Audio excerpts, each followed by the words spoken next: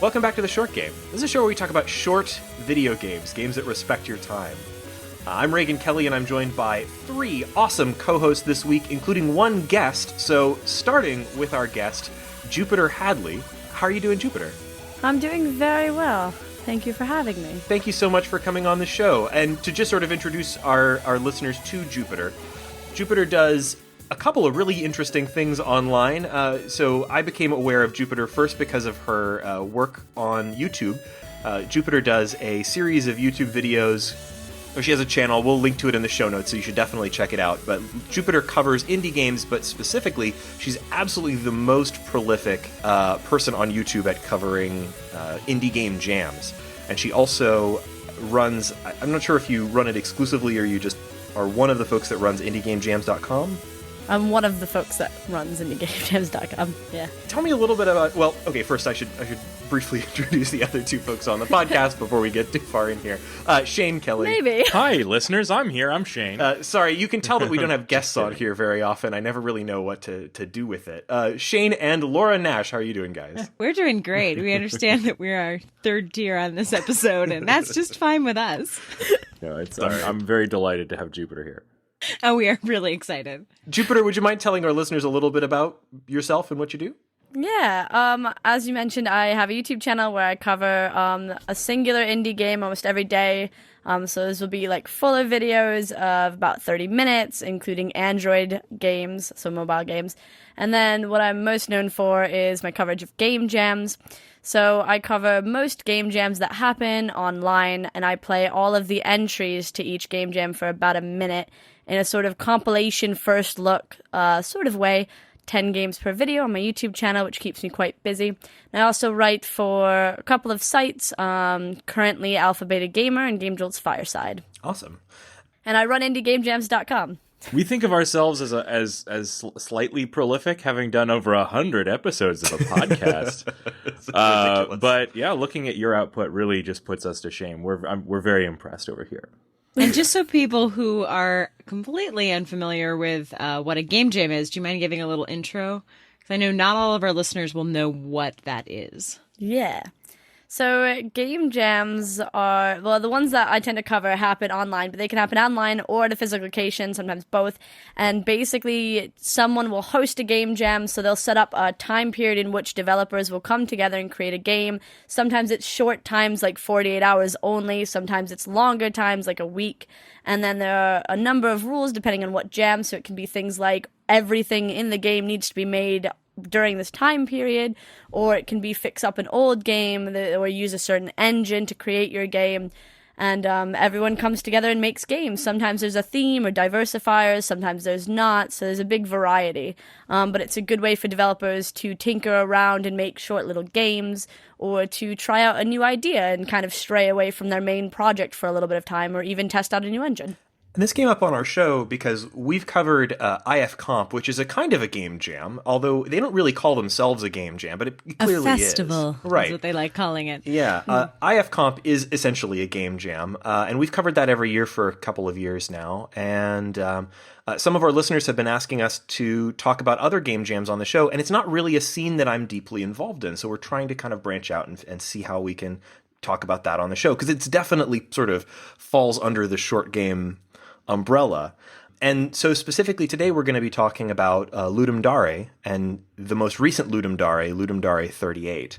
Jupiter, would you kind of tell our listeners a little bit about Ludum Dare in particular, like what it is? All right, so Ludum Dare, or the Ludum Dare, some people call it Dare, some people call it Dare. It depends on how long you've been covering the jam, it seems. It's the longest running online game jam, so they're at their 38th jam. They do 3 or 4 a year, depending on the year. Sometimes they do mini Ludum Dares, which are ones that happen on the months that Ludum Dare doesn't happen, and they're smaller, not so intense versions of the jam.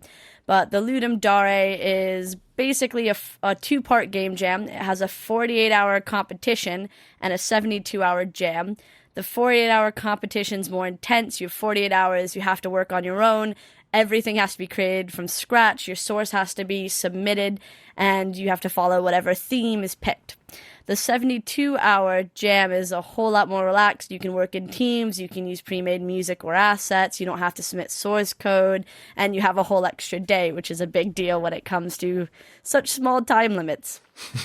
And it's the longest running jam, so there's a huge community around the Ludum Dare. They got nearly 3,000 entries this year, I believe. Yeah, that's insane. It's intense. Would you say this is the biggest of the recurring game jams? So I can't say that because there are 2 jams that claim they're the biggest, and I don't really know which one is the biggest. So there's a game jam that I don't cover and I don't keep up with because it happens at loads of physical locations around the world, and each physical location sets up their own jam page. I don't even remember exactly what the title of the jam is, but that one gets a whole lot of entries as well, but it's hard to see a page of all of the entries, so I never know if it actually is bigger because they're all individual pages. But out of all the jams I cover, it's easily the biggest. Yeah, and this is kind of a springboard for a lot of the games we end up covering. I mean, a lot of the itch.io stuff we've done came out of a jam or was inspired by work done in a jam. I mean, when I go to BitBash here in Chicago, like half the games are game jam games or stemmed from a game jam game. But it's just like the itch.io stuff. It's nice to mix it up with, not everything is a polished 8-hour indie that's been worked on for 8 years by a mysterious developer, which posts once a year whether or not the game is going to get published. Sometimes you just 30 games spring into existence as winners, and it's kind of insane. Just looking back at, I think I've dipped in like to maybe 4 Ludum Dares in the past, and just I remember every year when I open it up, I'm like, oh wait, the winners, and how many winners are there? Oh God, there's a lot of winners because there's a lot of entries. Yep. And it's a little bit hard sometimes, just like interactive fiction, to know where to start because when you have a short game development period, releasing it on 20 platforms is not your priority. Right. Making a game is your priority. So I won't say buyer beware, but it's kind they're all of a nice free, thing as far as I can because they're tell. all free, and it's really nice to be able to kind of just poke around, look at things, see if something suits you. And if it's on your platform of choice, and then you can play it right away. Very low barrier to play. And they are also such little condensed. Obviously, if you have to build it in 48 hours or 72 hours, these are games that will take you probably just a few minutes to wrap your head around. Jupiter, when you do your video series on these, you're spending a minute per game just to kind of get an overview of them. So they're obviously, if you're into short games, as we hope the listeners of this podcast are, these are ultimate short games. These are games that you can get at least a sense of if there's something that's interesting to you in probably a few seconds. So when you do your video series on Ludum Dare, you're not playing all 3,000 of these, are you? You can't possibly. No. How do you go about deciding what to cover, or how do you go through them?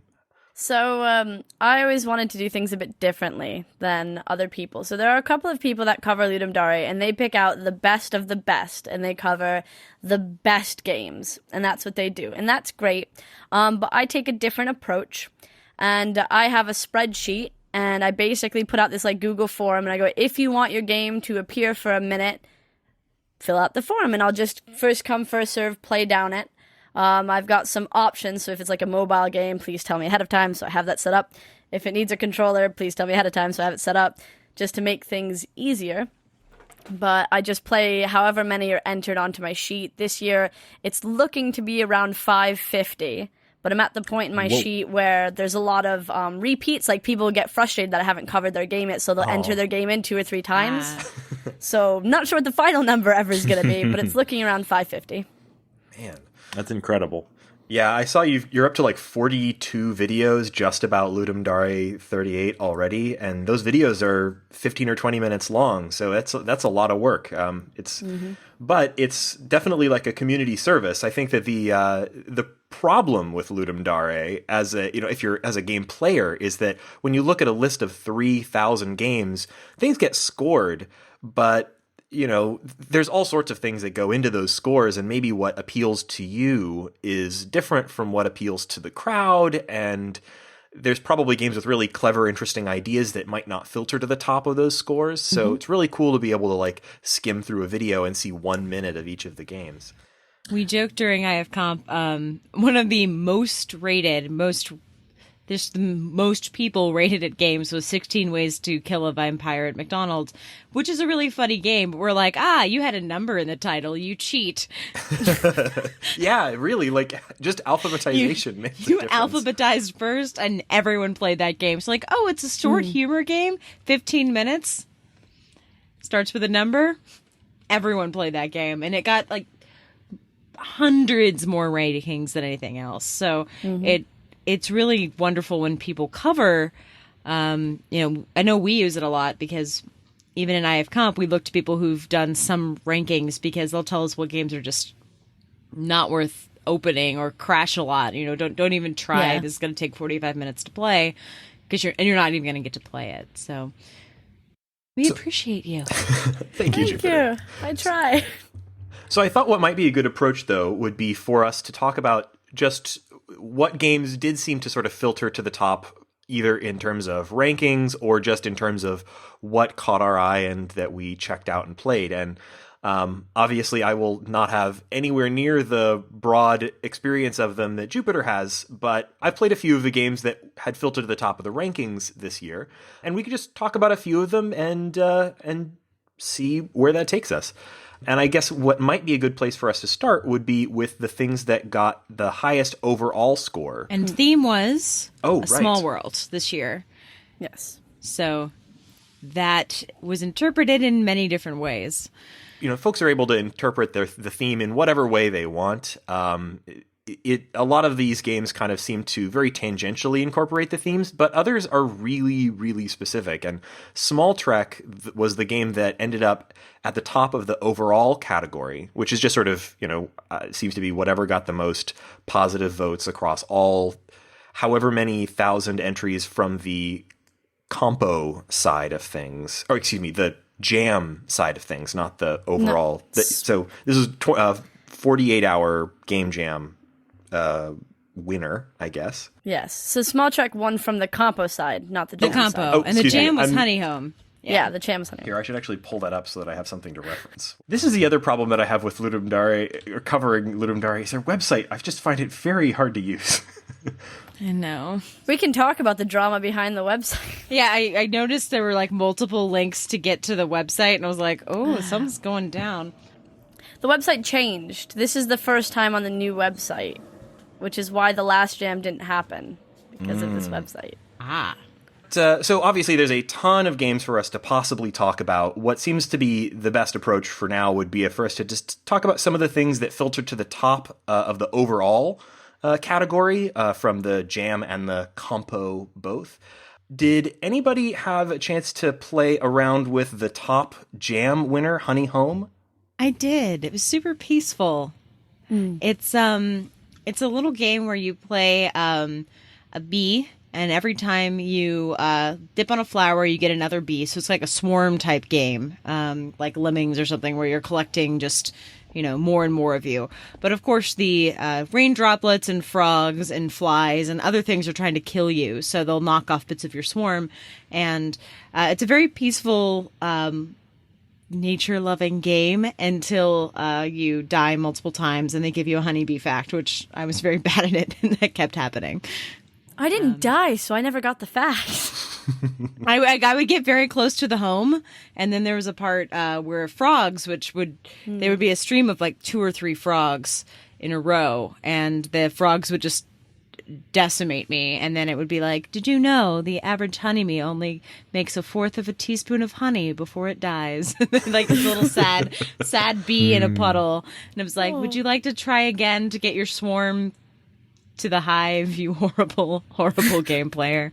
It's just charming and delightful and simple. It didn't try too hard. It does what it wants to do very well, and you can get the game in. If you don't like the game in 10 seconds, that's the game. It just gets harder. It was also the winner of the fun category and the mood category for the gem. And I found it to be an adorable little game. I felt that the reason I probably didn't die as much as you is I didn't try to get to every flower. Some flowers I avoided because there were obstacles, and I didn't want to risk my current swarm to get more, potentially. I only died twice, and so it wasn't like it took me ages to get through the game. It's not a hard game by any means. I just was a little overly ambitious. Yeah, for something produced on such a tight time frame, the art really does look beautiful. And I just noticed, and I want to mention this, that their page with the summary includes a really nice quotation from B Movie.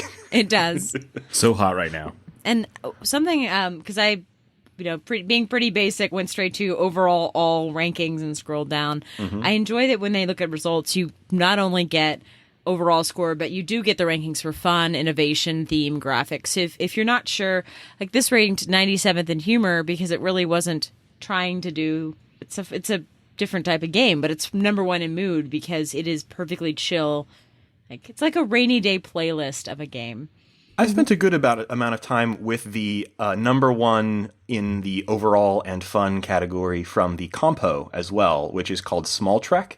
And I really liked this one, so I wanted to make sure folks could check it out. This one is it's a very small kind of puzzle game, but what I thought was really clever about it was how well organized it was. It's the theming is that you're this sort of Star Trek-like ship that lands on a planet where there are hostilities between aliens, and you have to, help or solve those hostilities. But the form that takes is that it's kind of like a little sliding block puzzle. Each planet is very small, and the aliens like to be next. So maybe one type of alien likes to be next to plants. Another type likes to be next to rocks.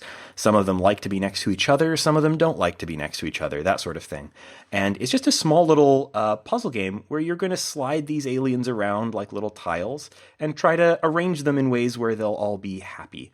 But what I thought really stood out about this one in terms of, in comparison to other stuff I played for Ludum Dare, was just how complete it seemed. Like this guy really seemed to have taken the time to create a lot of little puzzle levels. I don't know quite how many, but there had to have been at least a couple dozen of them that I got to, and I think there were a lot more.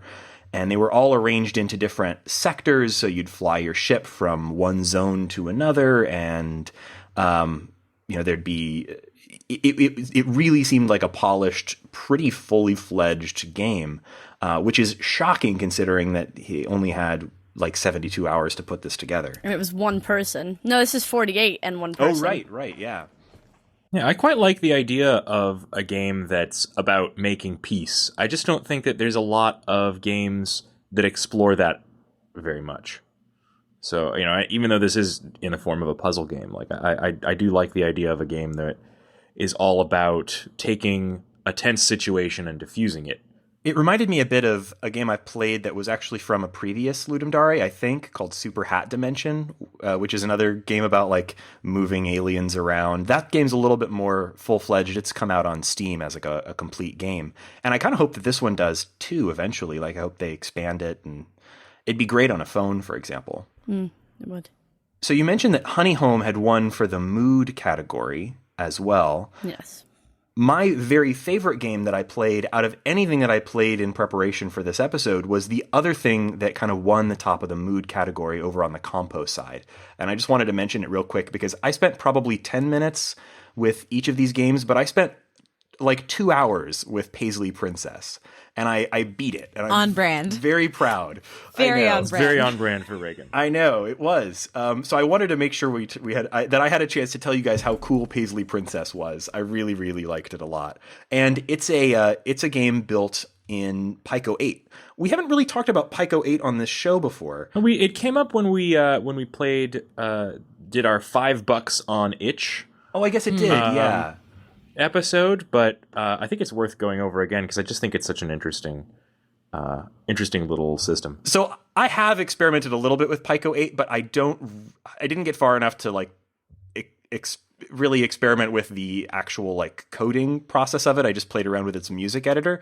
But to kind of explain what it is, Pico 8 is this really neat little, I guess, development tool, but it kind of pitches itself as a fantasy console. So it's a piece of software that kind of pretends to be a very stripped down, maybe 8 or 16-bit style computer or console from the or 80s or early 90s maybe.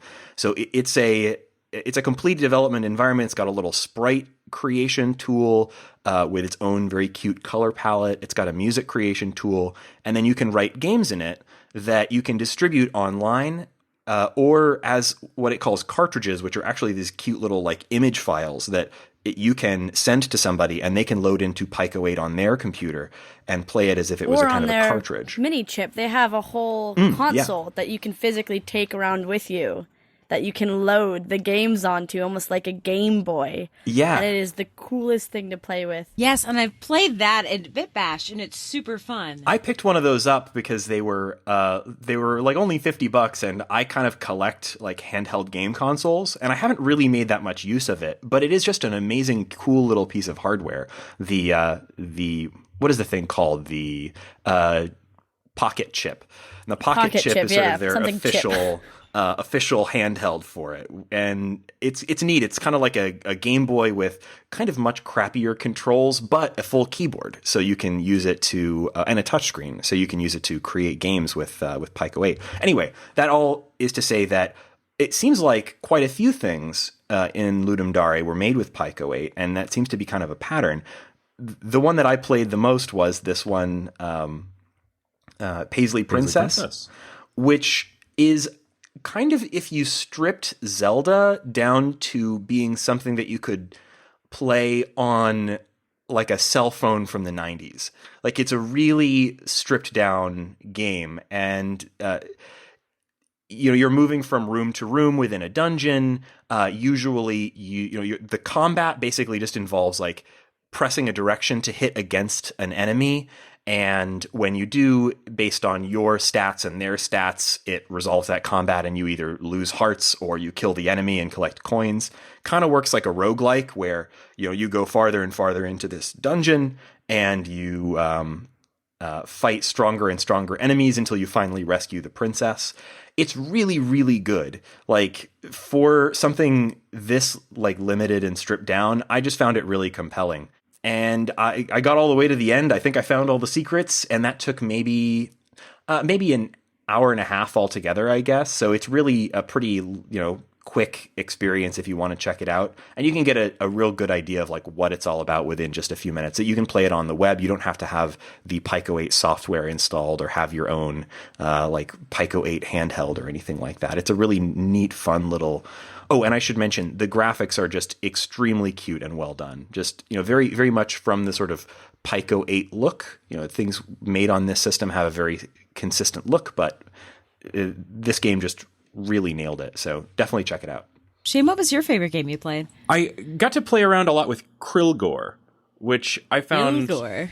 Yes. In Krilgore, it took me a little while to kind of figure out the basics of the game, but it's just sort of a silly game where it's a kind of navigating a maze and interacting with characters, and the character you're controlling, who I believe is the titular Krilgore, is a little microscopic bug, and you have to control this character, but while at the same time finding and observing them and the entire world through a magnifying glass that you control with the mouse. So you're walking around with the WASD, and you are looking down into this microscopic world that is just pretty silly, frankly, through a microscope, and just exploring in two different ways at once was pretty fun.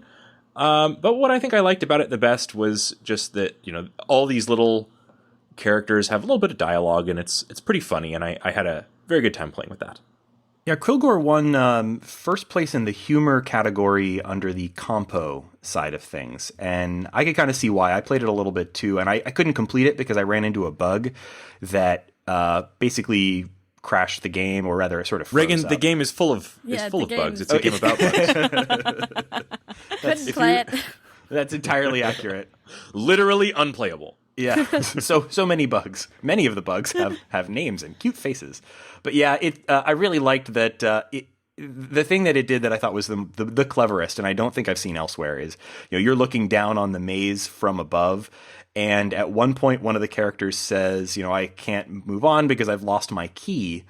And you have to use your little magnifying glass to search. You've got an overview of the entire level, and you can search through the place and find that key. And it's in a whole different room the whole way across the map. And then you have to use your little tweezers to pick up the key, which is very tiny, and move it and give it to that character. So that was kind of a clever idea. You're right, Shane, sort of exploring in two different ways. You're exploring with the character Krilgore and exploring with your magnifying glass, trying to spot details that you don't have access to yet with that character. It was a pretty clever there's sort of an adventure meets Where's Waldo kind of thing going on. And it's also, I just have to call out the stupid laugh that the character makes constantly. There's sort of a almost Beavis and Butthead-esque kind of that he's doing basically at every key press practically. And at first I was like, this. And then pretty soon I started to really like it. Don't you have coworkers who imitate Beavis and Butthead all the time? Oh my god, yes I do. So I have, there's a guy who's 3 cubes over from me who just thinks it's the funniest thing in the world. And is always... Is he a time traveler? The two of them are just always doing So you trapped him in a video game and made him make sound. So that's my headcanon. Great. Yes.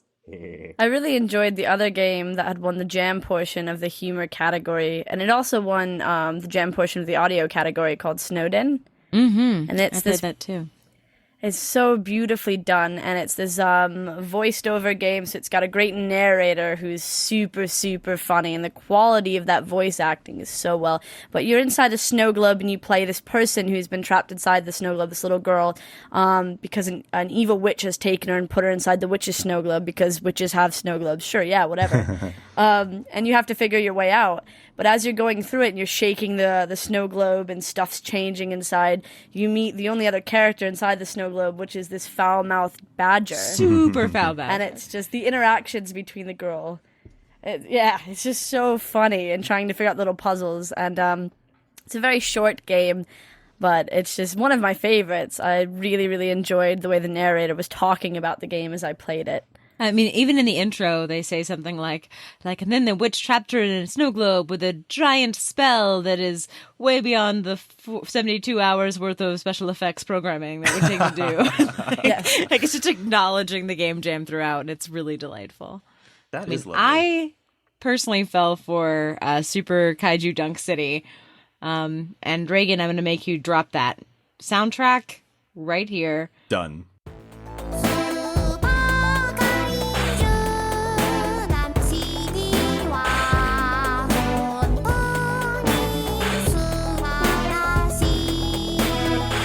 Because it opens up with a perfect, Japanese fake sound. And then I was like, oh, it's going to be some platformer, I don't know. About 10 seconds into it, I realized, no, this is a rhythm game where you play a kaiju dunking a basketball on the heads of tiny people, and you hit all the keys to flick the basketball up, down, or even including dunking. I found that to be so challenging to keep up with, So but it was hard. so fun to watch. It was a really, really cool game. I can't wait for this to be on something like I feel like this is made for the DS eShop. It's going to be there someday. Because it feels like a button masher in the way, Crypt of the Necrodancer, you can pause. This is DDR on steroids, except you're kind of murdering things. Every time you hit up, it's like you're killing a helicopter and that kind of thing. X is squashing people with your basketball. It's super satisfying. Squashing people. So, I guess the small world is us getting trampled by the kaiju. But it's super hard. I finished the first level, went to the second level, and The songs are quite difficult, and there's a lot going on, but it's so funny, and the music is great, and that's all you really need in a rhythm game, to be honest. It feels so perfectly arcadey. Like, I could see this killing at a Bit Bash or another kind of indie game festival where you play for 2 or 3 minutes and the next person can't wait to have their turn. Did any of you guys play... So I was just looking through the categories that I didn't end up getting a chance to really look at. Did either of you guys play the Treachery of Game Dev, which won on Innovation? I played it, and I quite enjoyed it. It's a very different type of game. So this game jam's perfect for arcade games that you pick up, play for a couple of minutes, and then you move on. So a lot of the top games tend to be arcade games. This has an arcade game in it. However, I wouldn't say it's an arcade game. You start off in this 3D room, and the developer's there. The developer is like, hey, welcome to my game. So happy you're playing. Do you like my game? This was the theme of the jam. Everything's awesome. My game's in the other room. Go play it. Don't explore this place. Seriously, just go play my game. Go play it. So you go and play his game, and it's this cube, and you push start, and it's like Broken Snake is what I'd say it was. So you're a snake or whatever, and you travel around, but your tail stays on the block that you were at, so your tail's just filling up the whole room. Raindrops spawn randomly and fall down. If they hit the head of your snake, which is red, you die. If they hit your body, they take away bits of your body, so you can go back through that square, and you just have to collect little black dots. They also can hit the black dots, and then those dots will go away. Everything's in cubes. It's very, very simple. And the developer challenges you when you speak to him. He goes... my game runs on the game machine TM, go play it. If you beat my high score, come back. His high score is stupidly easy to beat. It's like 6. And he's like, oh, there's a bug. I can't beat 6. But if you play it and you beat 6, which I did, you can go and talk to the developer. And he goes, oh, this is so cool. What'd you think? And then tells you that you can go to a new game machine TM, and that will teach you how to code. So if you go up to it, it's like a box, and you can pull over a side panel, and it gives you actual instructions on how to program your own game in this box inside this game with the developer there talking to you. Wow, that's really clever. And it was just so cool. And the developer's animations are very sudden, the way he throws his head back and moves forward, but it's like that little animation instead of just a straight character really brought it to life for me, having him there and being so interactive with me. It's a really cool game. I didn't try programming my own game. I looked at it and went, but... I mean, we loved Beginner's Guide, and that was all about hacking kind of the code of games. So I feel like we all, we played so many games about games that it became an honorary category in our 100th episode. So I think this is probably one we should all look at. Yeah. You know, in my day job, I think a lot about the gamification of learning, and it's something that I'm often a little suspicious of, because I see a lot of learning professionals who just sort of take gamey ideas like, points or something and just sort of glue it onto some kind of training. Everyone gets badges. Yeah, everybody get badges and points and gold coins. But the idea of a game that is itself sort of an examination of how the game itself is coded, and then just sort of gives you this sort of invitation to go in and make some changes and learn from it. That, to me, mirrors the experience that I think a lot of new devs have when they have maybe somebody falls in love with Minecraft or falls in love with, some FPS and then just starts digging through the files to see what does what and how it works. And to take that kind of very real experience that is how I know everyone I know that has any coding at all started learning pretty much in that kind of a story. That's a really interesting take on having learning be a part of your game. Yeah, that's cool. Under the innovation category, there's one other thing I wanted to mention, which was the top of the compo side under innovation, which you cannot play. Most of these games, there's just a link that you can click on, and you can play the game usually in your browser or download it. But the game that got the top score on innovation under the compo this year was Plonet Atek, which like Planet Attack, but I'm assuming either it's deliberately misspelled or it's in a different language that I'm not guessing what it is. But anyway, well, I doubt it was deliberate. not deliberately missed. Right. I think someone would probably have spell checked their title. This one They was probably wanted it to be Planet Attack, but loads of people submitted games called Planet Attack. So maybe we should respell this. that is a really good point. We'll respell this, and then it'll work on Google. Well, this is an interesting game because it's played on an oscilloscope. I'm kind of a nerd about vector graphics. I think they're really cool, and I own a Vectrex, and for years I've been thinking about, I'm going to keep an eye on various, secondhand stores and things like that to see if I can get my hands on one of those old school oscilloscopes. What those are is that sort of very traditional looking display where there's sound and it's visualized by wavy vector graphic lines on a little display, right? And I've seen demos in the past where somebody created sound, usually music, that when run through an oscilloscope wouldn't just be music, it also would display some graphics. You'd play tones at certain pitches and it would create images on the screen of usually very simple stuff like rotating 3D cubes, that kind of thing. And that's very, very cool. And I've watched a lot of YouTube videos of that kind of thing just because I'm interested in vector graphics. This is the first time I've seen somebody do an actual interactive game in that format. He's got a game that runs on a PC that doesn't actually produce graphics on the PC. It just produces sound that you put into a oscilloscope, and it creates the game display. And it plays a sort of a breakout clone. It's actually kind of a neat looking breakout clone where it's a circle. So your paddle is on the outside of a circle and you're trying to break bricks that are on a sort of circular area in the middle of the circle, and you're rotating your paddle around the outside. Yeah, in the center, I guess that's the Plonet that you're attacking. Exactly. And it's really neat. It's a cool idea because it's a game where the graphics are their own soundtrack. You can go watch a video of this. Obviously, I haven't played it. I don't own an oscilloscope in order to do this, but they've got a really neat video of it running on an actual oscilloscope. And you can see what it looks and sounds like. And it's really cool. And this is a kind of I just wanted to mention this because not only is it super cool and right up my personal alley as a vector graphics nerd, but it shows just sort of the diversity of stuff that people do for Ludum Dare. This is a game that's not even running as a traditional video game. This has to run on this weird specialized hardware, but here it is. Yeah, that's pretty phenomenal. How do people figure out that this is the area of games that they are interested in creating for? There's so many avenues that people can take these days that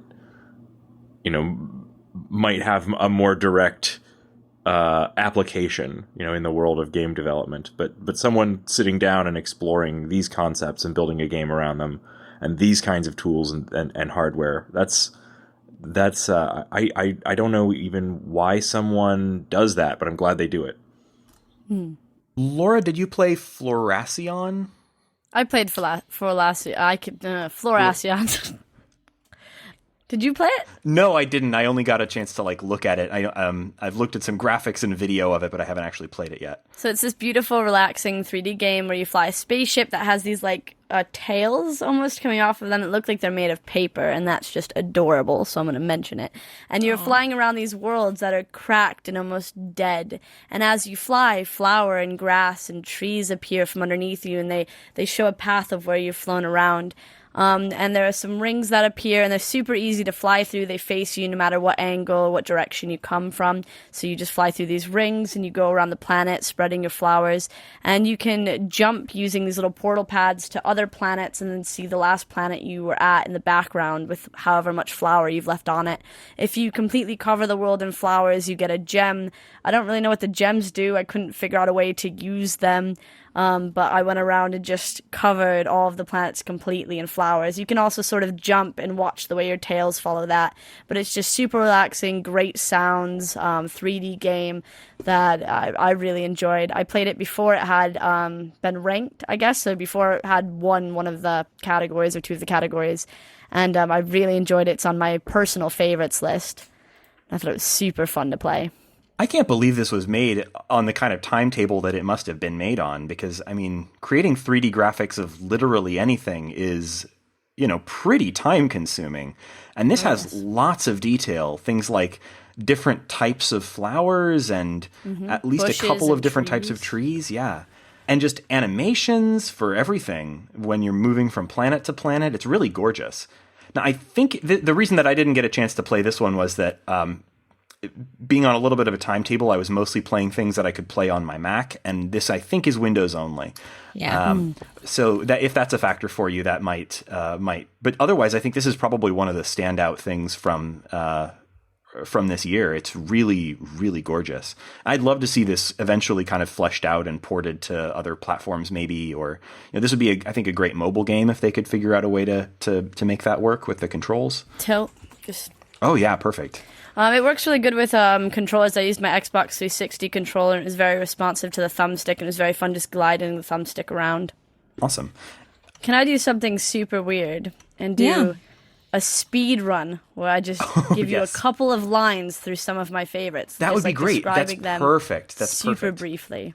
So it. these might not be the top ones. I'm opening some of them up so I can look at them and try to remember. All right, I'm going to start here. I've opened up a couple of them. I'm just going to look through. Yeah, I like that one. Do I remember what this one's about? Sure. I'm going to take off that one. Because I have a whole list of all of the games that I've played and which ones are my favorites. Mm-hmm. You're so organized. I could never do what you do. It's a lot of spreadsheets. My whole life is just in spreadsheets. Wait, that also reminds me of our spreadsheet's out of date. Oh yeah, we need to we haven't updated our spreadsheet in 4 weeks or more. That's because I got married and no one else takes care of the spreadsheet. I know, you're master That's of the on you guys spreadsheets. for not filling in the blanks when I was out. Congratulations again, Laura. We could never work without you. I'm going to speed run through these. So are you ready? Yeah. Oh, I'm ready. So out of the selection of games that I've played so far, I do have a lot of favorites, probably 40. I'm going to run through a couple of the ones that I've played more recently. I really enjoyed Murder 38, Episode 1, A Small World. This developer has been doing Ludum Dare for a while, and their previous games are just so hilarious, and seeing their game again was great. It's sort of a really snarky, almost detective-type game where you're playing this super funny detective, and you get to look for clues, use the police computer, interview people, and it's just really, really, really funny, especially for a murder mystery. I liked Ant Detective, which coincidentally is another detective game, but this time you're playing a deadbeat detective who's also a giant ant and can talk through, telepathy to other ants, and the other ants give him a hard time because he's a shitty detective.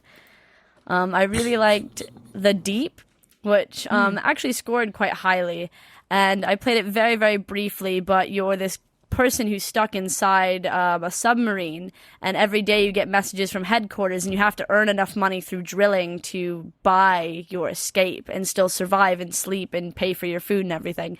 So it's just a very, very interesting game to play. There's lots of little mechanics and different pieces of equipment you have to learn how to use and use properly so that you can get out of this submarine deep in the ocean. I also really liked Until Tomorrow, which was another fun sort of RPG, short RPG type game about how you are stuck inside the walls of this tiny world. It's all you've really known, and your father has left the walls, and it's something that you want to do, but you're not good enough. And no one in your town thinks you're good enough, so you find a way to sort of escape, and you run into adventurers on their way who you outsmart, which is kind of interesting because they were the ones let out. And then the ending's a real twist. I'm not going to spoil it, but it really didn't go where I thought it was going to go anyway, and it was super nice. I really liked Petty Puny Planet 38, which was a game where you created a planet and then you get to make some decisions because you are God. And after you make a decision, you wait 100 years to see what happens. This changes both the physical look and the way that your people are on the planet. And it's got such random choices. You can make your planet all be really into anime. You can give them fire. You can decide that they know how to read. You can give them loads of wealth. You can do nothing and see if they discover stuff on their own. But it ends up looking quite cool. And then you can kill your planet off and, start again, which I did a couple of times. Mind is a Small Place has a small place in my heart because I know the development team. It was their first Ludum Dare, and I'm very proud of the work that they accomplished. It's a 3D game made in Game Maker, which is very, very hard to do, and it's sort of a game that touches on a more serious thing on depression, and it sort of explores in an abstract way someone's mind. And there's 2 different endings in my playthrough of it because I did play the whole game. I went to the more positive ending because I knew that there were 2 endings. But it's a very, very interesting game to play through. It's a very nice narrative experience. My favorite 2-player game was Miniature Underwater Polo. It's an adorable little game where you play 2 little, I don't even know, frog-esque creatures that are striped, and they can kind of try to score in underwater, and they're using like bottle tabs as like the goals, and it's just super fun, and it's a great game. You have to go up for air in between like hitting the ball, which is just a whole nother thing to think about. It's super fun to play with your friend. I really liked Brainstorm 38, which was a game about making a game for Ludum Dare 38, where you're in your head picturing your game, and as this person pictures their game, you get to play it and test it. So you're going through the basic stages of there's nothing here. Oh, we should add some enemies. Oh, we should add some platforms. Oh, we should... And that was just really cool to sort of think through and play through. It's got very simplistic graphics, and it's really nice looking. I really liked the Cash Bags Man. When I first played it for a minute, I thought this is a great tycoon-type game. It didn't end up scoring because the developers didn't end up rating anything, so it didn't get a score, but I feel like it's definitely worth a play. You work at a hotel and you are Cash Bags Michael, and basically there's an unlimited amount of guests. You check them in. They all have anxiety and stress. You try to help them, but there's a lot of dark things happening at this hotel, and as you explore your desk and you explore certain people, you start to realize that things are not how it seems. If you play it the way you're supposed to play it. If you don't play it the way you're supposed to play it, you get to be a dick to everyone, and everyone's just like, oh, you're a horrible person, and you just get to do that, which is also quite fun. Lastly, I really liked Tiny Tony, which was a snow globe split into 4 places, and it's just sort of a really interesting, really quick 3D puzzle game where you're rolling around just a metal ball through these different mazes and collecting coins and avoiding dangers. And each area is increasingly more challenging. You have a snow area where you just kind of roll your ball around and collect coins and get your bearings, and then like a maze with some enemies, and then you have some platforms that are above water and you can't fall off into the water. And then I've never made it to the 4th area, but it just looks like a mix of all of the other areas together. And as you collect coins, they appear in sort of an ashtray next to the snow globe that you're trapped in. And I just found that to be quite fun. Awesome. Yeah. Wow, that was incredible. And I've seen some of those, but others I hadn't even. I guess they were just all over the rankings, and I have not even spotted those. So I will try to make sure that we have a link to every one of those games in the show notes.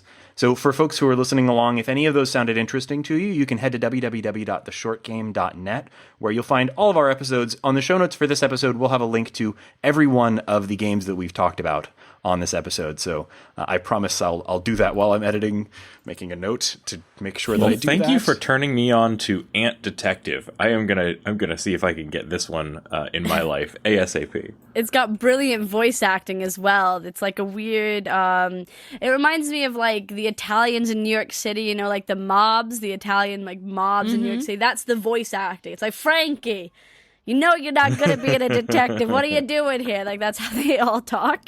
It was great.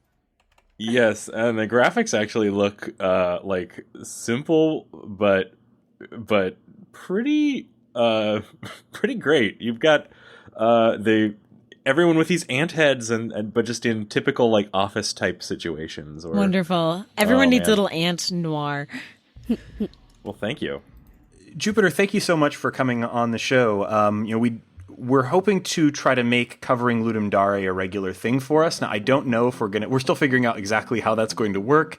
And obviously it happens 3 or 4 times a year. So, we may not be able to cover every one. We'll see what happens. But if listeners, if you enjoyed this episode, let us know. We want to know, how best to, talk about this stuff on a podcast. It's, we'll see. But I think it was really great having you on, Jupiter. Thank you so much for coming on the show. If people want to check you out and if they want to follow along with all the work that you're doing, where can they find you? I'm on Twitter at Jupiter_Hadley. If you YouTube Jupiter_Hadley, I'm there as well. Those are the best places to keep up to date with what I'm doing. Awesome. And if you want to follow our show, you can find us on Twitter at www.theshortgame. Excuse me, you can find us on the web at www.theshortgame.net and on Twitter at _shortgame. We've got a contact form on the website. That's the best way to get in touch with us. Or, of course, we always appreciate iTunes reviews. That's another awesome way that you can support the show. Oh, and of course you can support Jupiter on Patreon. I don't know if you wanted to mention that, but if you like the work that Jupiter's doing, you can throw her $1 a month or something there, and I'm sure that will be an awesome way to support her work. Laura, where can people find you? You can find me on Twitter at Laura J. Nash. And Shane, where can people find you? Also on Twitter at 8BitShane. Oh, and of course you can find me on Twitter at RayganK. That's RayGank. And thank you so much for listening to this episode of The Short Game.